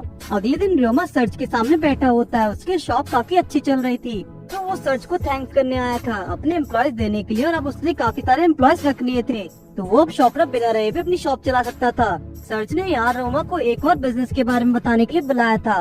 वो उन लोगों को metal blocks sticky strings provide कर रहा था, लेकिन वो चाहते थे कि र्योमा उन्हें एक वाटरप्रूफ कोट भी प्रोवाइड करे। सर्च ने उसे पूछा कि क्या उसने ग्रिल फ्रॉग का नाम सुना है। उन फ्रॉग्स को आर्मर बनाने में यूज किया जाता है, साथ ही उनके ऑर्गन से मेडिसिन भी बनाई जाती है। ये ग्रिल फ्रॉग कुछ नेक्स के पास भी मिलते हैं, इसलिए काफी सारे एडवेंचरर्स उन्हें पकड़ने के लिए लेक की तरफ निकलते हैं, और इसी वजह से उनके लिए वाटरप्रूफ कपड़े और चीजें काफी पॉपुलर होंगी इस समय पर। र्योमा इसके लिए मान गया और सर्च शुक्रिया करने लगा। इसके बाद र्योमा स्लाइम को कुछ आयन खिलाने लगा, और उसे लगा था कि शायद स्लाइम को आयन खिलाने की वजह से वो स्लाइम्स मेंटल स्लाइम से कन्वर्ट हो जाएंगे, इसलिए वो बस एक एक्सपेरिमेंट कर रहा था। र्योमा अब माइंस में एंटर करता वाटरप्रूफ फैब्रिक बनाने के लिए, जिसके लिए सर्च ने उससे कहा था। एलियारा भी उसके साथ माइन में जाने लगी। वो लोग माइन में पहुंचे और एलियारा यहाँ माइंस में अपने वायलिन प्रैक्टिस करने आई थी, ताकि किसी को उसके वायलिन बजाने से तकलीफ ना पहुंचे। र्योमा को पता ही नहीं था कि एलियारा वायलिन भी बजाती है। एलियारा लिवर बर्ड्स के लिए वायलिन बजाती थी। उन्हें पकड़ने के लिए उसका सॉन्ग जरूरी था। लिवर बर्ड्स एक दूसरे से सॉन्ग के जरिए बात करती थी, तो अगर उन्हें म्यूजिक पसंद आया तो उसके साथ टीमिंग कांटेक्ट बनाना आसान होगा, इसलिए वो उसके लिए ज्यादा से ज्यादा प्रैक्टिस करेगी। इसके बाद दोनों अपना काम करने लगे। एलियारा म्यूजिक की प्रैक्टिस करने लगी और र्योमा स्लाइम्स के साथ अपना काम। थोड़ी देर बाद जब वो दोनों बैठे तो र्योमा एलियारा को उसके सॉन्ग के बदले गिफ्ट देना चाहता था, और ये वही थी डॉल्स जिनके बारे में र्योमा ने पहले एलियारा को बताया था। जिसके बाद र्योमा ने अपने मैजिक का यूज करके एलियारा की शेप को एक डॉल का बनाया, तो उसमें डिटेलिंग करने लगा। उसकी बनाई डॉल एलियारा को काफी पसंद भी आई, जिसके लिए उसने उसको थैंक्स भी कहा। इसके बाद र्योमा ने रिनहार्ड और उसकी पूरी फैमिली के लिए डॉल्स बनाई, जो कि दिखने में काफी अच्छी और डिटेल्ड थी। इसमें जमील फैमिली के सारे लोग, यहाँ तक कि सिबास और मेड भी थी। सभी उसे देखकर उसकी तारीफ करने लगे और उसको थैंक्स कहा। एलियारा को ये अपने साथ अपने स्कूल ले जाने चाहिए। ऐसा करने पर उसे स्कूल में उसकी फैमिली की कभी महसूस नहीं होगी। एलियारा चाहती थी कि र्योमा अपने भी एक डॉल बनाकर उसे दे, क्योंकि वो उसे भी अपने साथ ले जाना चाह रही थी, जिसे सुनकर र्योमा भी खुश हो गया। अगले दिन र्योमा अपनी शॉप पर गया, लेकिन काम काफी अच्छा चल रहा था, तो उसने सारा काम एम्प्लॉयज को संभालने दिया और माइंस में अपना काम करने चला गया। उसके फैब्रिक्स बनकर तैयार थे, बस अब सूखने का वेट करना था। तो उसके पास खाली टाइम था, जिसे देखकर वो स्लाइम्स को साथ हैंड कॉम्पैक्ट ट्रेनिंग करने का सोच रहा था, क्योंकि उसे ये ट्रेनिंग काफी समय से नहीं गई थी। वो स्लाइम्स के साथ ट्रेनिंग करने लगा। ट्रेनिंग के बाद उसकी नजर उस स्लाइम से पड़ी जिसे आयन खिला रहा था। वो स्लाइम्स के साथ ट्रेनिंग करने लगा। ट्रेनिंग के बाद उसकी नजर उस स्लाइम पर पड़ी जिसे वो आयन खिला रहा था बहुत समय से। उसका कलर देखते ही देखते चेंज हो गया। ये बाकी मेटल स्लाइम्स की तरह नहीं था, ये थोड़ा इससे अलग था। र्योमा ने उस पर अपना मैजिक यूज किया, जिससे उसे पता लगा कि ये स्लाइम एक आयन स्लाइम बन चुका है। आयन खिलाने की वजह से र्योमा थोड़ा सोचने के बाद समझ गया कि जब स्लाइम सिर्फ मेटल खाएंगे तो वो मेटल स्लाइम्स में कन्वर्ट होंगे, और जब वो सिर्फ आयन खाएंगे तो आयन स्लाइम्स में कन्वर्ट होंगे। इसके बाद र्योमा अपनी शॉप पर आया, जहाँ पर फिना सफाई कर रही थी। अचानक वहाँ क्लीनर स्लाइम्स और बढ़ चुके थे, जिस वजह से अब काम और ज्यादा तेजी से होगा। तभी एम्प्लॉइज इकट्ठा हो चुके थे। कार्ला र्योमा को आज की सेल्स दिखाने लगी, जो कि कल के मुकाबले 3 गुना ज्यादा थी। दोनों ये देखकर हैरान थे। ऐसा इस वजह से हुआ क्योंकि आज उन्हें एक बड़ा ऑर्डर मिला था। ब्लैक स्मिथ, कारपेंटर ये सभी यहाँ आए थे और अपने कपड़े ढूंढ रहे थे, और इतने साफ कपड़े देखकर सभी खुश हो गए। बिजनेस अब काफी तेजी से ग्रो हो रहा था। ये सब इन सभी एम्प्लॉयज के हार्डवर्क के कारण हो पाया। वो उनसे कहता है अगर उन्हें कोई और हेल्प चाहिए तो जरूर करेगा, लेकिन सभी खुश थे। तभी उसे एक चीज की याद आई, वो थी कि उसने अब तक अपने किसी भी एम्प्लॉय को छुट्टी नहीं दी। अगर इन्हें छुट्टी नहीं मिली तो ये लोग एंजॉय कैसे कर पाएंगे। र्योमा उन लोगों से छुट्टी अब तक न दे पाने की वजह से काफी माफी मांगता है।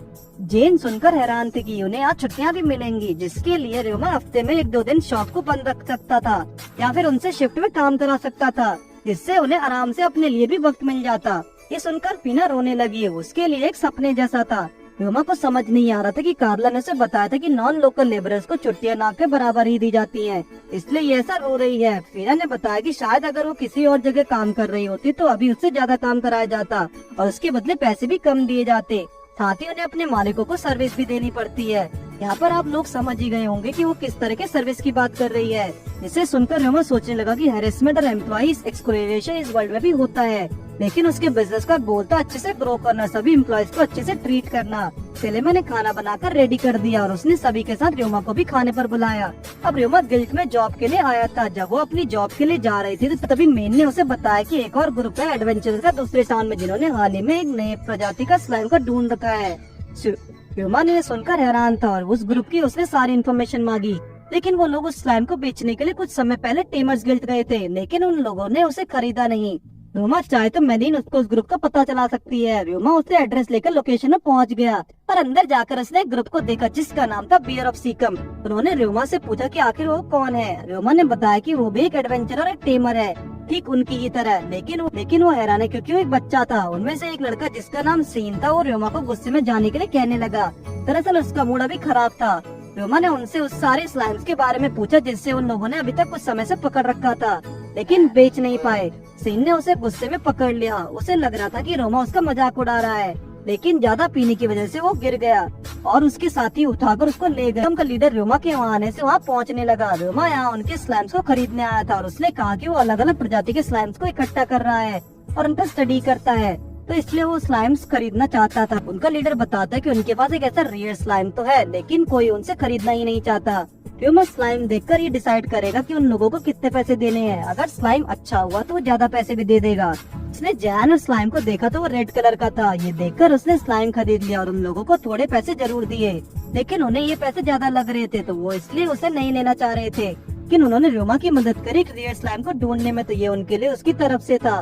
उसने कहा कि अगर उन्हें ज्यादा पैसे कमाने हैं तो हर साल लेक्स के पास आने वाले ग्रिल फ्रॉक्स को पकड़ने चाहिए।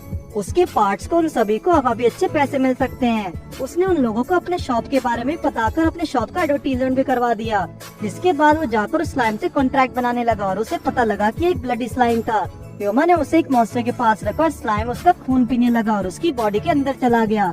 रोमा का ये स्लाइम मॉन्स्टर को खाने का काम आ सकता था। उसे ये देखकर बहुत अच्छा लगा। दूसरी तरफ गॉड्स रोमा को देखकर खुश थे। यहाँ कितनी तरक्की कर रहा है और साथ ही वो दिल से इतना अच्छा इंसान भी था। वो ये देखकर खुशी से रोने लगे।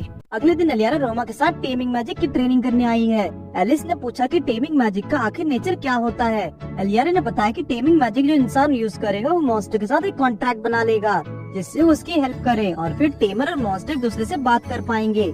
आज वो लोग शेयर्ड सेंसेशन म्यूजिक यूज करने वाले हैं, जिससे वो लोग सेंसेशन शेयर करके इन्फॉर्मेशन पा सकते थे अपने मॉन्स्टर से। इससे उन्हें पता भी लग जाएगा कि उनका मॉन्स्टर खतरे में है। इस समनिंग मैजिकल कॉन्ट्रैक्ट मॉन्स्टर के साथ मैजिकल फोर्स यूज करके बनाया जाएगा। शेयर्ड सेंसेशन को इस्तेमाल करने के लिए उन्हें एक्सपीरियंस बनाना होगा। इतना क्लोज वो अपने मॉन्स्टर के साथ रहेंगे उतना ही इफेक्टिव होगा। लेकिन आज वो अपनी ट्रेनिंग इन मॉन्स्टर के साथ शुरू करेंगे। स्लाइम के साथ अपनी सेंसेशन शेयर करना कितना इफेक्टिव होगा ये कहा नहीं जा सकता। अगर स्लाइम के साथ वो अपनी सेंसेशन शेयर भी कर लेंगे तब भी उन्हें कुछ नहीं दिखेगा और उन्हें कुछ सुनाई नहीं देगा, स्मेल भी नहीं आएगी और ना ही कोई टेस्ट। जिसके बाद दोनों ने अपनी ट्रेनिंग बर्ड्स के साथ शुरू की। वो लोग उन बर्ड्स के साथ कॉन्ट्रैक्ट बनाने लगे और आपने उनके पार कंसंट्रेट करना था। रोमा कुछ ही देर में बर्ड्स की आंखों से देखने लग गया। ये काफी हार्ड मैजिक था, लेकिन रोमा ने तो बड़े आसानी से सीख लिया। रिनाट ने अब रोमा को अपनी आंखें बंद करके कंसंट्रेट करने के लिए कहा।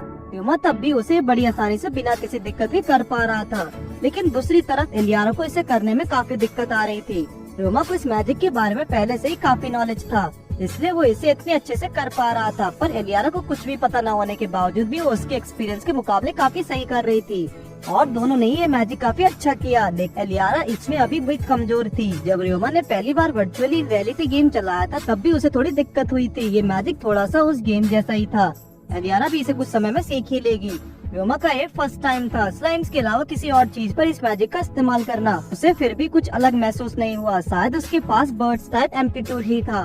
रिनहार्ट ने बताया कि हर ट्रेनिंग मैजिक का एक एम्पलीट्यूड होता है। इसका मतलब उस स्लाइम को ट्रेन करना उसके लिए इजी था, क्योंकि वो उसके लिए ही बना था। अपने लिए सही मॉन्स्टर ढूंढना गुड टेमर होने के लिए बहुत ही अच्छी चीज थी। ये कोई भी टेमर एक्सपीरियंस के साथ ही कर सकता था।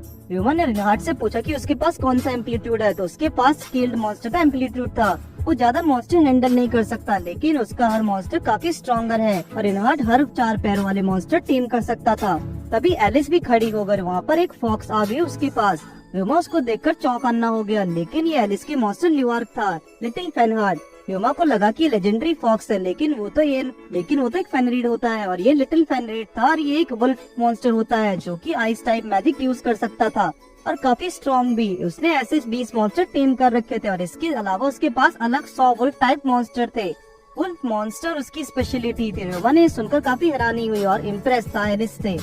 रिनहार्ट भी वहाँ उसकी तारीफ कर रहा था। तभी एलिस ने बताया कि रिनहार्ट के फादर के पास तो इससे भी पावरफुल मॉन्स्टर हैं। उसने टोटल 20 मॉन्स्टर टीम कर रखे थे, लेकिन उनमें से काफी सारे ड्रैगन टाइप मॉन्स्टर हैं। रिनहार्ट का पहला ही मॉन्स्टर काफी पावरफुल ड्रैगन था, इसलिए उसे रिनहार्ट के पास देखकर उसके अंदर जितने भी ड्रैगन मॉन्स्टर थे उसने रिनहार्ट को ज्वाइन कर लिया। उन ड्रैगन टाइप मॉन्स्टर को तब तक नहीं बुलाता जब तक उसके कोई इमरजेंसी सिचुएशन ना बन जाए।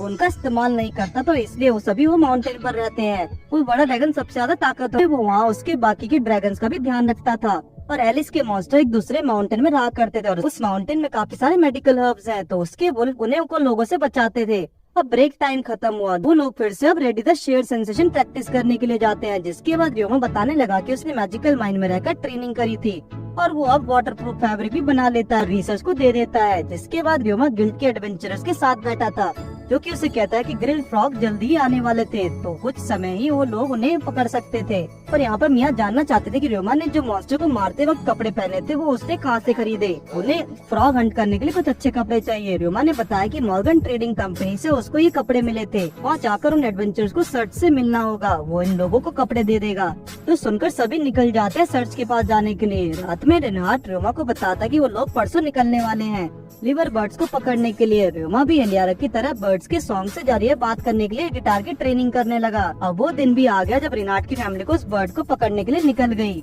रास्ते में चलते हुए उन्हें बियर स्कम का ग्रुप दिखता है। वो लोग ह्यूमा को थैंक्स कहने लगे, उसे यहाँ की जगह के बारे में बताने के लिए। तभी सीन जिसने उस दिन पीने के बाद ह्यूमा के साथ बुरा बर्ताव किया था, उसके लिए वो आगे बढ़ाकर ह्यूमा को सॉरी कहने लगा। और ह्यूमा ने जो उस दिन उनका स्लाइम खरीदा और उन्हें इन ग्रिल फ्रॉग्स के बारे में बताया था, जिसे बेचकर अब वो लोग अच्छा पैसा कमा सकते थे। उन सबसे अब पूरे ग्रुप ने ह्यूमा को थैंक्स कहा। वो इन फ्रॉग्स को बेचकर ह्यूमा की लॉन्ड्री भी जाएंगे, अपने कपड़े साफ करेंगे। तभी भागते हुए ह्यूमा वहाँ पहुँचता है, जहाँ उसने देखा कि काफी सारी लिवर बर्ड्स उड़ रही थी और साथ ही बहुत से लोग ग्रिल फ्रॉग को भी पकड़ रहे थे। तभी रिनहार्ट ने उन्हें दिखाया कि सामने एक इंसान म्यूजिक की मदद से लिवर बर्ड्स को पकड़ने की कोशिश कर रहा है। यहाँ पर अगर इन बर्ड्स को म्यूजिक पसंद आता है तो इन्हें पकड़ना आसान हो जाता है, लेकिन अगर इन्हें म्यूजिक पसंद नहीं आए तो ये लोग बहुत ही अनकंफर्टेबल साउंड निकालने लग जाते हैं। उन बर्ड्स को इंसान का म्यूजिक बिल्कुल पसंद नहीं आता और वो वहाँ से जाने लगे। तभी वो ये देखकर उनको पकड़ने के लिए स्वॉर्ड निकाल लेता है, जो देखकर वो बर्ड्स गुस्से में उन पर विंड मैजिक से अटैक करने लगी। वो ये देखकर भागने लगा और ह्यूमा और बाकी लोग उसे वॉल से बचाने लगे। लेकिन तभी बर्ड ने अजीब सा साउंड निकालना शुरू कर दिया, जिससे सभी को तकलीफ होने लगी। ह्यूमा को छोड़कर ह्यूमा समझ गया कि इसके पीछे जरूर एक बर्ड है और उसने उस पर साइलेंट मैजिक यूज किया है और वो बर्ड वहाँ से चली गई। उसे समझ नहीं आया कि उस बर्ड ने ऐसा क्यों किया। सभी के कानों में दर्द होने लगा, क्योंकि ह्यूमा को तो उसकी आवाज से कुछ नहीं हुआ। वो बर्ड और कोई ऑर्डिनरी बर्ड नहीं थी, वो एक डार्क बर्ड थी जो सिर्फ कभी कभी आती है। और कुछ लोग तो इससे बेहोश भी हो चुके थे। ह्यूमा को तभी याद आता है कि उसके पास मेंटल ब्रेन रेजिस्टेंस स्किल है, इसलिए उसे कभी कुछ नहीं हुआ। उन लोगों को मिलकर इसका घोंसला ढूंढना चाहिए। अब पता नहीं वो वापस आएगी भी या नहीं। दूसरी तरफ ह्यूमा की शॉप का भी क्लोज करने का वक्त आ ही गया था। इधर ये सभी लिवर बर्ड का इंतजार कर रहे थे। तभी इलियारा ने कहा कि वो लोग जल्दी अलग होने वाले हैं। ह्यूमा को सुनकर समझ नहीं आ रहा था कि उसको अब क्या बोलना चाहिए। वैसे उसने एक नोवेल पढ़ी थी जिसमें कैरेक्टर ने उस पर ऐसे सिचुएशन के बारे में लिखा था, लेकिन उसे याद नहीं आ रहा था कि उसमें क्या लिखा था। तभी पिक्चर से एलिस ने आकर उससे कहा कि ऐसा नहीं है, कि वो लोग कभी एक दूसरे को नहीं देख पाएंगे। ह्यूमा ने भी शर्माते हुए कहा। तभी जोइस ने उसे एलियारा को हक करने के लिए कहा। ह्यूमा शर्मा गया था। यहाँ तो जोइस को ये सब करने से रोकना चाहिए, लेकिन उसने कहा कि उसने ये सब देखने में मजा आता है। और यहाँ रिनहार्ट ये सब सुनकर गुस्से में लाल हो रहा था। जोइस ह्यूमा को दिखाने लगा कि उसे किस तरह से हक करना होगा एलियारा को। जो देखकर रियोमा गुस्से में घूंसा मारता है क्योंकि एलियारा ये सब करने से काफी अनकंफर्टेबल हो जाएगी। तभी उसकी नजर एलियारा पे पड़ी जो कि ये देखकर शर्मा रही थी और वो भी हैरान था कि ये कैसा रिएक्शन है एलियारा का। तभी वहाँ पर लिवर बर्ड्स का झुंड फिर से आ गया। तभी एलियारा देखकर उन बर्ड्स को अपना म्यूजिक सुनाने लगी, जिससे वो बर्ड्स उनके पास आकर बैठ गए। अब जल्दी उसे उनके ऊपर उन्हें टेमिंग मैजिक का इस्तेमाल करना होगा, जिसके बाद उन बर्ड्स के साथ कॉन्ट्रैक्ट बनाकर पूरे 9 बर्ड पकड़ती है। अब रियोमा ने भी ये देखकर अपना गिटार निकाला और वो भी उन बर्ड्स को पकड़ने वाला है। इसी के साथ इस सीरीज का पहला सीजन यही एंड होता है।